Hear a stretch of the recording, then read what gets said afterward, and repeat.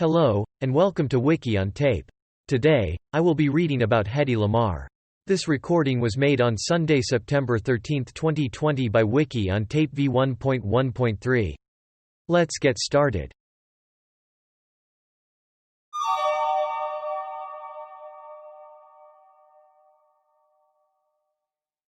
Summary. Hedy Lamarr, born Hedwig Eva Maria Kiesler, November 9, 1914 to January 19, 2000, was an Austrian-American actress, inventor, and film producer. She was part of 30 films in an acting career spanning 28 years, and co-invented an early version of frequency-hopping spread spectrum. Lamarr was born in Vienna, Austria-Hungary, and acted in a number of Austrian, German, and Czech films in her brief early film career, including the controversial Ecstasy 1933. In 1937, she fled from her husband, a wealthy Austrian ammunition manufacturer, secretly moving to Paris and then onward to London. There she met Louis B. Mayer, head of Metro-Goldwyn-Mayer (MGM) studio, who offered her a movie contract in Hollywood, where he began promoting her as the world's most beautiful woman. She became a star with her performance in Algiers, 1938, her first film made in the United States. She starred opposite Clark Gable in Boom Town and Comrade X, both 1940, and Jimmy Stewart in Come Live With Me, 1941, and Ziegfeld Girl, 1942. Her other MGM films include Lady of the Tropics, 1939, H. M. Pullum, ESQ, 1941, as well as Crossroads and White Cargo, both 1942. She was also borrowed by Warner Brothers for The Conspirators, and by RKO for Experiment Perilous, both 1944. Dismayed by often being typecast, Lamarr co-founded a new production studio and starred in its films, The Strange Woman, 1946, and Dishonored Lady, 1947. Her greatest success was as Delilah in Cecil B. DeMille's Samson and Delilah, 1949. She also acted on television before the release of her final film, The Female Animal, 1958. She was honored with a star on the Hollywood Walk of Fame in 1960. At the beginning of World War II, Lamarr and composer George Antheil developed a radio guidance system for Allied torpedoes, intended to use frequency-hopping spread spectrum technology to defeat the threat of jamming by the Axis powers. She also helped improve aviation designs for Howard Hughes while they dated during the war. Although the U.S. Navy did not adopt Lamarr and Antheil's invention until 1957, various spread spectrum techniques are incorporated into Bluetooth technology and are similar to methods used in legacy versions of Wi-Fi. Recognition of the value of their work resulted in the pair being posthumously inducted into the National Inventors Hall of Fame in 2014.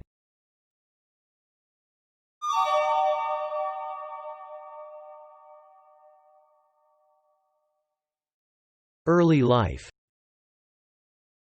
Lamarr was born Hedwig Eva Maria Kiesler in 1914 in Vienna, Austria-Hungary, the only child of Emil Kiesler (1880–1935) and Gertrude Trude Kiesler née Lichtwitz (1894–1977). Her father was born to a Galician Jewish family in Lemberg, now Lviv, Ukraine, and was a successful bank manager. Her mother was a pianist, born in Budapest to an upper-class Hungarian Jewish family. She converted to Catholicism as an adult, at the insistence of her first husband, and raised her daughter Hedy as a Catholic as well, though she was not formally baptized at the time. As a child, Kiesler showed an interest in acting and was fascinated by theater and film. At the age of 12, she won a beauty contest in Vienna. She also began to associate invention with her father, who would take her out on walks, explaining how various technologies in society functioned. After the Anschluss, she helped get her mother out of Austria and to the United States, where Gertrude Kiesler later became an American citizen. She put Hebrew as her race on her petition for naturalization, a term that had been frequently used in Europe. Early work. Still using her maiden name of Hedy Kiesler, she took acting classes in Vienna.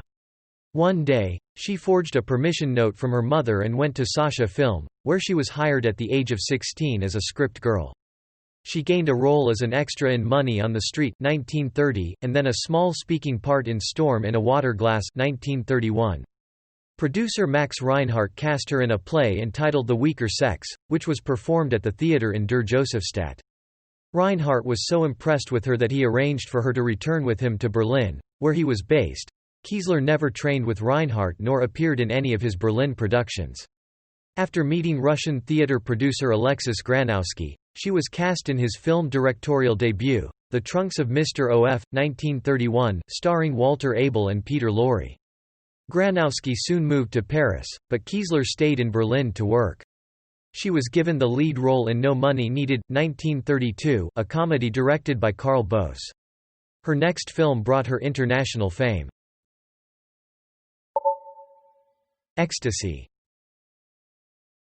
In early 1933, at age 18, Hedy Kiesler, still working under her maiden name, was given the lead in Gustav Machedy's film Ecstasy, Ecstasy in German, Ecstasy in Czech.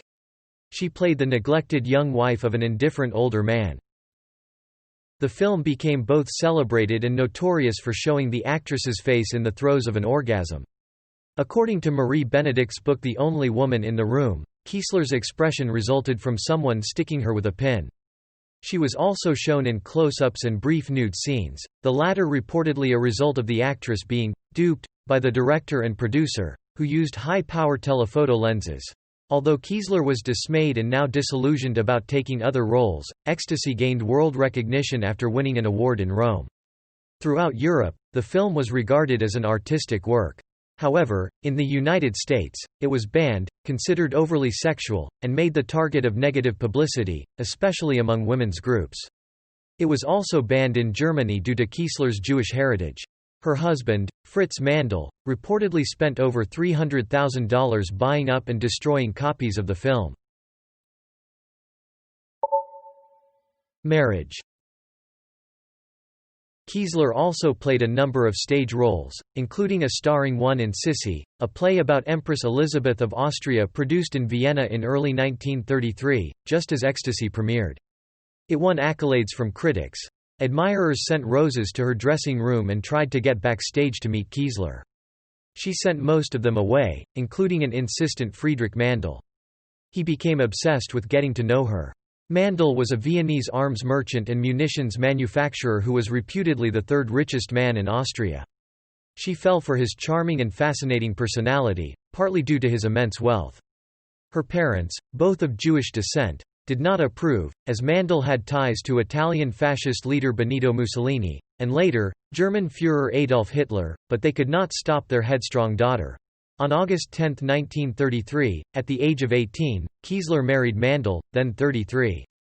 The son of a Jewish father and a Catholic mother, Mandl insisted that she convert to Catholicism before their wedding in Vienna Karlskirche. In her autobiography Ecstasy and Me, Mandl is described as an extremely controlling husband. He strongly objected to her having been filmed in the simulated orgasm scene in Ecstasy and prevented her from pursuing her acting career. She claimed she was kept a virtual prisoner in their castle home, Castle Schwarzenau in the remote Waldviertel near the Czech border. Mandl had close social and business ties to the Italian government, selling munitions to the country, and, despite his own part Jewish descent, had ties to the Nazi regime of Germany. Kiesler accompanied Mandl to business meetings, where he conferred with scientists and other professionals involved in military technology. These conferences were her introduction to the field of applied science, and she became interested in nurturing her latent talent in science. Finding her marriage to Mandl eventually unbearable, Kiesler decided to flee her husband as well as her country. According to her autobiography, she disguised herself as her maid and fled to Paris. Friedrich Otto's account says that she persuaded Mandl to let her wear all of her jewelry for a dinner party where the influential, Nazi prince, Ernst Starhemberg attended, then disappeared afterward. She writes about her marriage. "I knew very soon that I could never be an actress while I was his wife. He was the absolute monarch in his marriage. I was like a doll. I was like a thing, some object of art which had to be guarded, and imprisoned, having no mind, no life of its own." Louis B. Mayer and MGM. After arriving in London in 1937, she met Louis B. Mayer, head of MGM, who was scouting for talent in Europe. She initially turned down the offer he made her of $125 a week, but booked herself onto the same New York-bound liner as he. During the trip, she impressed him enough to secure a $500 a week contract. Mayer persuaded her to change her name from Hedwig Kiesler to distance herself from the Ecstasy Lady reputation associated with it. She chose the surname Lamarr in homage to the beautiful silent film star Barbara Lamarr, on the suggestion of Mayer's wife, Margaret Schoenberg. When Mayer brought Lamarr to Hollywood in 1938, he began promoting her as the world's most beautiful woman. He introduced her to producer Walter Wanger, who was making Algiers, 1938, an American version of the noted French film, Pépé le Moko 1937. Lamarr was cast in the lead opposite Charles Boyer. The film created a national sensation, says Shearer. Lamarr was billed as an unknown but well-publicized Austrian actress, which created anticipation in audiences. Mayer hoped she would become another Greta Garbo or Marlene Dietrich. According to one viewer, when her face first appeared on the screen, everyone gasped. Lamarr's beauty literally took one's breath away. In future Hollywood films, Lamarr was often typecast as the archetypal glamorous seductress of exotic origin. Her second American film was I Take This Woman 1940, co-starring with Spencer Tracy under the direction of regular Dietrich collaborator, Joseph von Sternberg. Von Sternberg was fired during the shoot, and replaced by Frank Borzage. The film was put on hold, and Lamarr was put into Lady of the Tropics, 1939, where she played a mixed-race seductress in Saigon opposite Robert Taylor. She returned to I Take This Woman, reshot by W. S. Van Dyke. The resulting film was a flop. Far more popular was Boomtown 1940 with Clark Gable, Claudette Colbert and Spencer Tracy. It made $5 million. MGM promptly redeemed Lamarr and Gable in Comrade X 1940, a comedy film in the vein of Ninotchka 1939, which was another hit. She was teamed with James Stewart in Come Live With Me 1941, playing a Viennese refugee. Stewart was also featured in Ziegfeld Girl, 1941, in which Lamarr, Judy Garland, and Lana Turner played aspiring showgirls. It was a big success. Lamarr was top billed in H. M. Pullum, Esq. 1941, although the film's protagonist was the title role played by Robert Young. She made a third film with Tracy, Tortilla Flat, 1942. It was successful at the box office, as was Crossroads 1942 with William Powell. She played the seductive native girl Tondaleo in White Cargo, 1942, top billed over Walter Pidgeon. It was a huge hit. White Cargo contains arguably her most memorable film quote, delivered with provocative invitation, "I am Tondaleo. I make tiffin for you?" This line typifies many of Lamarr's roles, which emphasized her beauty and sensuality while giving her relatively few lines. The lack of acting challenges bored Lamarr, and she reportedly took up inventing to relieve her boredom. In a 1970 interview, Lamarr also remarked that she was paid less because she would not sleep with Mayer. Lamarr was reunited with Powell in a comedy, The Heavenly Body 1944. She was then borrowed by Warner Brothers for The Conspirators, 1944, reuniting several of the actors of Casablanca, 1942, which had been inspired in part by Algiers and written with Lamarr in mind as its female lead, though MGM would not lend her out. RKO later borrowed her for a melodrama, Experiment Perilous 1944, directed by Jacques Tourneur. Back at MGM, Lamarr was teamed with Robert Walker in the romantic comedy Her Highness and the Bellboy, 1945, playing a princess who falls in love with a New Yorker. It was very popular, but would be the last film she made under her MGM contract. Personality. Her off-screen life and personality during those years was quite different from her screen image. She spent much of her time feeling lonely and homesick. She might swim at her agent's pool, but shunned the beaches and staring crowds. When asked for an autograph, she wondered why anyone would want it. Writer Howard Sharp interviewed her and gave his impression. Hedy has the most incredible personal sophistication. She knows the peculiarly European art of being womanly. She knows what men want in a beautiful woman, what attracts them, and she forces herself to be these things. She has magnetism with warmth, something that neither Dietrich nor Garbo has managed to achieve. Author Richard Rhodes describes her assimilation into American culture. Of all the European émigrés who escaped Nazi Germany and Nazi Austria, she was one of the very few who succeeded in moving to another culture and becoming a full-fledged star herself. There were so very few who could make the transition linguistically or culturally. She really was a resourceful human being, I think, because of her father's strong influence on her as a child. Lamarr also had a penchant for speaking about herself in the third person. Wartime fundraiser. Lamarr wanted to join the National Inventors Council, but was reportedly told by NIC member Charles F. Kettering and others that she could better help the war effort by using her celebrity status to sell war bonds. She participated in a war bond selling campaign with a sailor named Eddie Rhodes. Rhodes was in the crowd at each Lamarr appearance, and she would call him up on stage. She would briefly flirt with him before asking the audience if she should give him a kiss. The crowd would say yes, to which Hedy would reply that she would if enough people bought war bonds. After enough bonds were purchased, she would kiss Rhodes and he would head back into the audience. Then they would head off to the next war bond rally.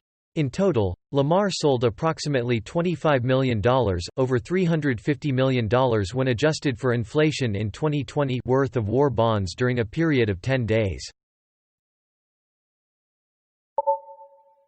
Producer. After leaving MGM in 1945, Lamarr formed production company Mars Film Corporation with Jack Chertok and Hunt Stromberg, producing 2 film noir motion pictures which she also starred in. The Strange Woman, 1946, as a manipulative seductress leading a son to murder his father, and Dishonored Lady, 1947, as a formerly suicidal fashion designer trying to start a new life but gets accused of murder. Her initiative was unwelcomed by the Hollywood establishment, as they were against actors, especially female actors, producing their films independently. Both films grossed over their budgets, but were not large commercial successes. Later films. In 1948, she tried a comedy with Robert Cummings, called Let's Live a Little. Lamarr enjoyed her greatest success playing Delilah opposite Victor Mature as the biblical strongman in Cecil B. DeMille's Samson and Delilah 1949. A massive critical and commercial success, the film also won 2 Academy Awards, Best Art Direction and Best Costume Design, of its 5 nominations. She won critical acclaim for her portrayal of Delilah. Showman's Trade Review previewed the film before its release and commended Lamarr's performance. Miss Lamarr is just about everyone's conception of the fair-skinned, dark-haired, beauteous Delilah, a role tailor-made for her, and her best acting chore to date. Photoplay wrote, as Delilah, Hedy Lamarr is treacherous and tantalizing, her charms enhanced by Technicolor. Lamarr returned to MGM for a film noir with John Hodiak, A Lady Without Passport 1950, which flopped. More popular were 2 pictures she made at Paramount. A Western with Ray Milland, Copper Canyon 1950, and a Bob Hope spy spoof, My Favorite Spy 1951. Her career went into decline. She went to Italy to play multiple roles in Loves of 3 Queens 1954, which she also produced. However, she lacked the experience necessary to make a success of such an epic production, and lost millions of dollars when she was unable to secure distribution of the picture. She was Joan of Arc in Irwin Allen's critically panned epic, The Story of Mankind, 1957, and did episodes of Zane Grey Theatre, Proud Woman, and Shower of Stars, Cloak and Dagger. Her last film was a thriller The Female Animal, 1958. Lamarr was signed to act in the 1966 film Picture Mommy Dead, but was let go when she collapsed during filming from nervous exhaustion. She was replaced in the role of Jessica Flagmore Shelley by Zsa Zsa Gabor.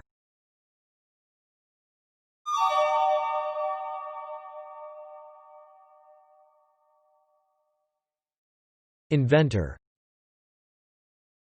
Although Lamarr had no formal training and was primarily self-taught, she worked in her spare time on various hobbies and inventions, which included an improved traffic stoplight and a tablet that would dissolve in water to create a carbonated drink.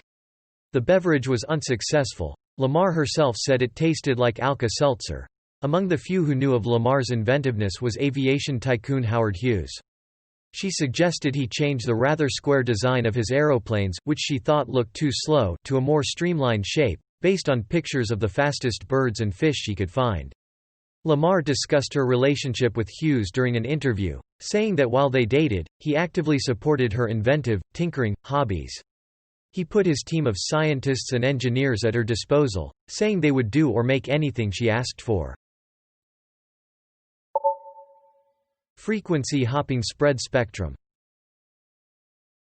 During World War II, Lamarr learned that radio-controlled torpedoes, an emerging technology in naval war, could easily be jammed and set off course. She thought of creating a frequency-hopping signal that could not be tracked or jammed. She conceived an idea and contacted her friend, composer and pianist George Antheil, to help her implement it. Together they developed a device for doing that, when he succeeded by synchronizing a miniaturized player piano mechanism with radio signals. They drafted designs for the frequency hopping system, which they patented. Antheil recalled, "We began talking about the war, which, in the late summer of 1940, was looking most extremely black. Hedy said that she did not feel very comfortable, sitting there in Hollywood and making lots of money when things were in such a state.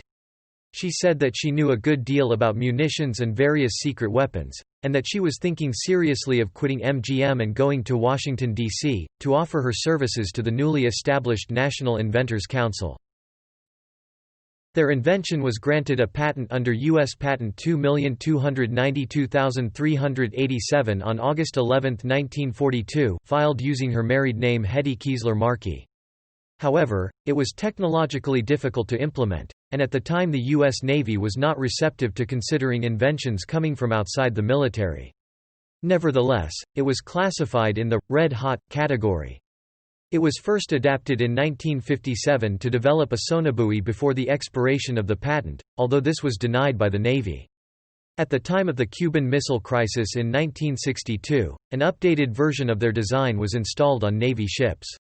Today, various spread spectrum techniques are incorporated into Bluetooth technology and are similar to methods used in legacy versions of Wi-Fi. Lamarr and Antheil's contributions were formally recognized in the late 20th and early 21st centuries.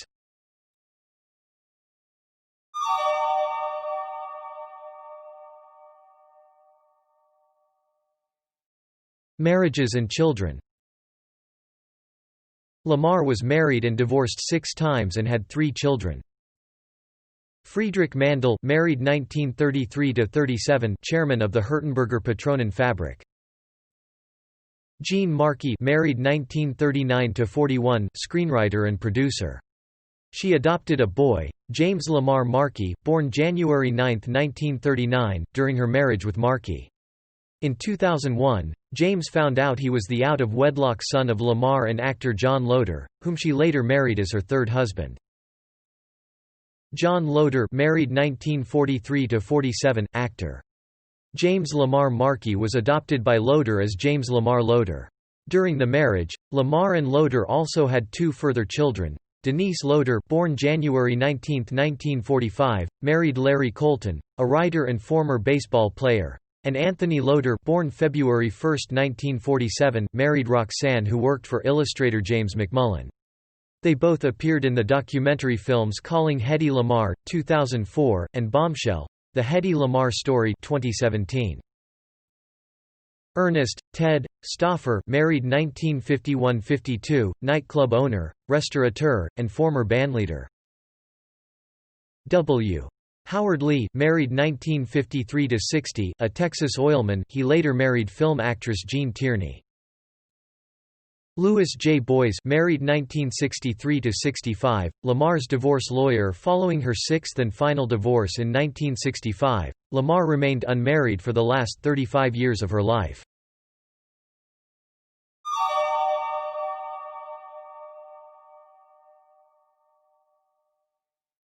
Later years. Lamarr became a naturalized citizen of the United States at age 38 on April 10, 1953. Her autobiography, Ecstasy and Me, was published in 1966. In a 1969 interview on The Merv Griffin Show, she said that she did not write it and claimed that much was fictional. Lamarr sued the publisher in 1966 to halt publication, saying that many details were fabricated by its ghost writer, Leo Guild. She lost the suit. In 1967, Lamarr was sued by Jean Ringgold, who asserted that the book plagiarized material from an article he had written in 1965 for ScreenFacts magazine. In the late 1950s, Lamarr designed and, with husband W. Howard Lee, developed the Villa Lamarr ski resort in Aspen, Colorado. After their divorce, her husband gained this resort. In 1966, Lamarr was arrested in Los Angeles for shoplifting. The charges were eventually dropped. In 1991, she was arrested on the same charge in Florida, this time for stealing $21.48 worth of laxatives and eye drops. She pleaded no contest to avoid a court appearance, and the charges were dropped in return for her promise to refrain from breaking any laws for a year. During the 1970s, Lamarr lived in increasing seclusion. She was offered several scripts, television commercials, and stage projects, but none piqued her interest. In 1974, she filed a $10 million lawsuit against Warner Brothers, claiming that the running parody of her name, Hedy Lamarr, featured in the Mel Brooks comedy Blazing Saddles, infringed her right to privacy. Brooks said he was flattered. The studio settled out of court for an undisclosed nominal sum and an apology to Lamarr for, almost using her name. Brooks said that Lamarr never got the joke. With her eyesight failing, Lamarr retreated from public life and settled in Miami Beach, Florida, in 1981. In 1996, a large Corel-drawn image of Lamarr won the annual cover design contest for the CorelDRAW's yearly software suite. For several years, beginning in 1997, it was featured on boxes of the software suite. Lamarr sued the company for using her image without her permission. Corel countered that she did not own rights to the image.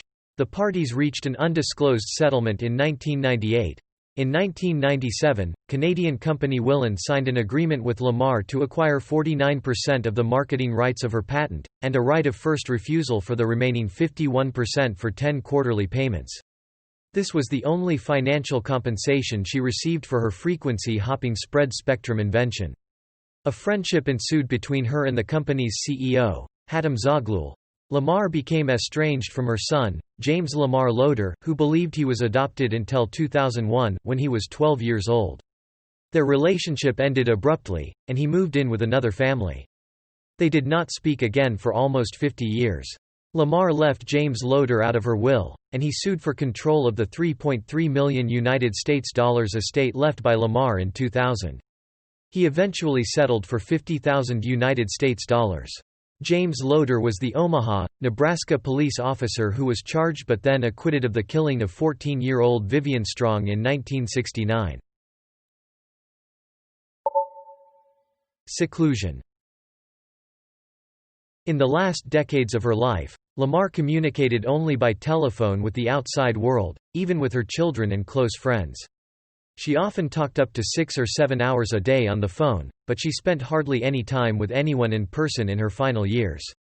A documentary film, Calling Hedy Lamarr, was released in 2004 and features her children Anthony Loader and Denise Loader DeLuca. Death. Lamarr died in Castleberry, Florida, on January 19, 2000, of heart disease, aged 85. According to her wishes, she was cremated and her son Anthony Loader spread her ashes in Austria's Vienna woods. Films. Source: Hedy Lamarr at the TCM Movie Database. Radio. Hedy Lamarr starred in the following radio dramas.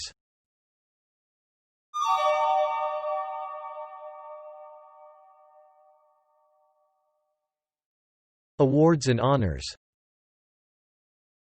In 1939, Lamarr was voted the most promising new actress of 1938 in a poll of area voters conducted by a Philadelphia record film critic.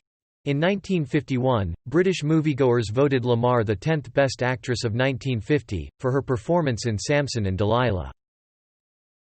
In 1960, Lamarr was honored with a star on the Hollywood Walk of Fame for her contribution to the motion picture industry, at 6247 Hollywood Boulevard adjacent to Vine Street where the walk is centered. In 1997, Lamarr and George Antheil were jointly honored with the Electronic Frontier Foundation's Pioneer Award. Also in 1997, Lamarr was the first woman to receive the Invention Convention's BULBIE-NAS Spirit of Achievement Award, known as the Oscars of Inventing. In 2014, Lamarr and Antheil were posthumously inducted into the National Inventors Hall of Fame for frequency hopping spread spectrum technology. Also in 2014, Lamarr was given an honorary grave in Vienna's Central Cemetery, where the remaining portion of her ashes were buried in November, shortly before her 100th birthday. Asteroid 32730 Lamarr, discovered by Karl Reinmuth at Heidelberg Observatory in 1951, was named in her memory.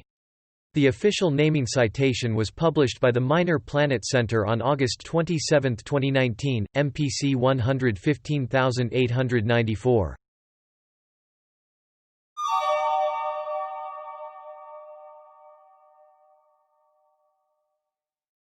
Legacy. The 2004 documentary film Calling Hedy Lamarr features her children, Anthony Loder and Denise Loder DeLuca. In 2010, Lamarr was selected out of 150 IT people to be featured in a short film launched by the British Computer Society on May 20. Also during 2010, the New York Public Library exhibit 30 Years of Photography at the New York Public Library included a photo of a topless Lamarr, c. 1930 by Austrian-born American photographer Trude Fleischmann. The 2017 documentary film Bombshell, The Hedy Lamarr Story, written and directed by Alexandra Dean and produced by Susan Sarandon, about Lamarr's life and career as an actress and inventor, also featuring her children Anthony and Denise, among others, premiered at the 2017 Tribeca Film Festival. It was released in theaters on November 24, 2017, and aired on the PBS series American Masters in May 2018. As of April 2020, it is also available on Netflix. In popular culture. During World War II, the Office of Strategic Services invented a pyrotechnic device meant to help agents operating behind enemy lines to escape if capture seemed imminent. When the pin was pulled, it made the whistle of a falling bomb followed by a loud explosion and a large cloud of smoke, enabling the agent to make his escape. It saved the life of at least one agent. The device was codenamed the Hedy Lamarr. The Mel Brooks 1974 Western parody Blazing Saddles features a male villain named Hedy Lamarr. As a running gag, various characters mistakenly refer to him as Hedy Lamarr, prompting him to testily reply, "That's Hedley." In the 1982 off-Broadway musical Little Shop of Horrors and subsequent film adaptation, 1986, Audrey II says to Seymour in the song, "Feed Me," that he can get Seymour anything he wants, including a date with Hedy Lamarr. On the Nickelodeon show Hey Arnold, there is a running gag in which whenever something unfortunate happens to Arnold's grandfather, Phil, he constantly states how things would have been different if he had married Hedy Lamarr instead. In one episode, it is revealed that he carries a photo of her in his wallet. In 2008, an off-Broadway play, Frequency Hopping, features the lives of Lamarr and Antheil. The play was written and staged by Elise Singer, and the script won a prize for Best New Play about Science and Technology from Stage. In 2011, the story of Lamarr's frequency hopping spread spectrum invention was explored in an episode of the Science Channel show Dark Matters. Twisted but True, a series that explores the darker side of scientific discovery and experimentation, which premiered on September 7. Batman co-creator Bob Kane was a great movie fan and his love for film provided the impetus for several Batman characters, among them, Catwoman. Among Kane's inspiration for Catwoman were Lamarr and actress Jean Harlow. Also in 2011, Anne Hathaway revealed that she had learned that the original Catwoman was based on Lamarr, so she studied all of Lamarr's films and incorporated some of her breathing techniques into her portrayal of Catwoman in the 2012 film The Dark Knight Rises. In 2013, her work in improving wireless security was part of the premiere episode of the Discovery Channel show How We Invented the World. In 2015, on November 9, the 101st anniversary of Lamarr's birth, Google paid tribute to Lamarr's work in film and her contributions to scientific advancement with an animated Google Doodle. In 2016, Lamarr was depicted in an off-Broadway play, Hedy. The Life and Inventions of Hedy Lamarr, a one-woman show written and performed by Heather Massey. Also in 2016, the off-Broadway, one-actor show Stand Still and Look Stupid, The life story of Hedy Lamarr starring Emily Eberts and written by Mike Brommel went into production. Also in 2016, Whitney Frost, a character in the TV show Agent Carter, was inspired by Lamarr and Lauren Bacall. In 2017, actress Celia Massingham portrayed Lamarr on the CW television series Legends of Tomorrow in the 6th episode of the 3rd season, titled, Helen Hunt. The episode is set in 1937, Hollywoodland, and references Lamarr's reputation as an inventor. The episode aired on November 14, 2017. In 2018, actress Alyssa Sutherland portrayed Lamarr on the NBC television series Timeless in the 3rd episode of the 2nd season, titled, Hollywoodland. The episode aired March 25, 2018. Gal Gadot is set to portray Lamarr in an Apple TV Plus limited series on her. Thanks for listening to Wiki-On-Tape. I hope you drop by again sometime. Goodbye.